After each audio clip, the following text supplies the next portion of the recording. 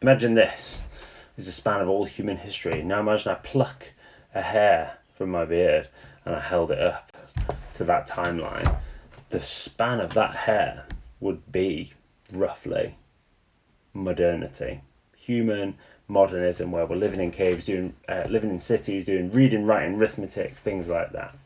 We are not designed for this world. We are designed for the world our hunter-gatherer ancestors inhabited, chasing woolly mammoths off cliffs, killing saber-toothed tigers with spears and stuff like that. So your brain wasn't designed to compute certain things about the reality that you live in now. Your hunter-gatherer ancestors would only have known about 200 people. Somewhere between 150 and 250 is where most tribes, villages, things like that topped out.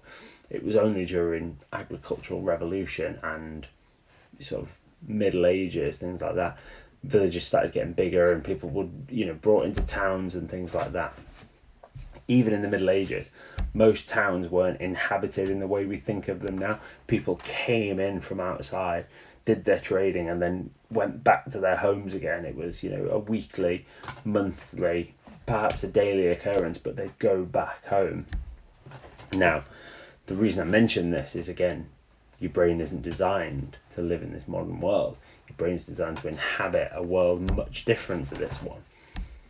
So, it means you have to have certain principles in place when you're dealing with other humans. Otherwise, bad stuff starts to happen. So one of the principles that you should think about is when people give you advice, and I say this as someone who gives people advice on the internet regularly. I have paying clients, coaching clients, people that I work with and things like that. Always have to give advice about something that I know about. Always have to talk about the stuff that I feel that I know about.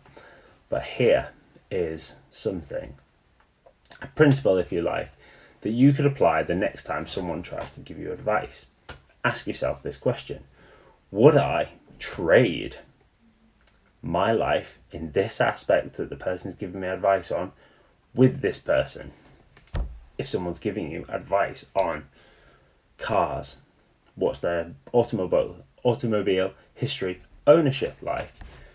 Do they own a good car now? Do they own an absolute jalopy that's a lemon and they've paid way too much money for it?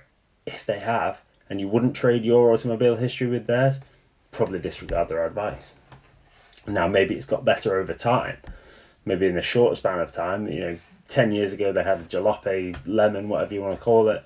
Now they're driving a sick Bugatti and you really want to take advice from them on a car. Great, do it. They have something specific that you want.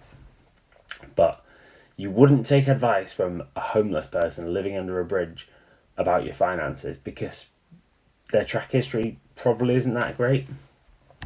So, something to think about.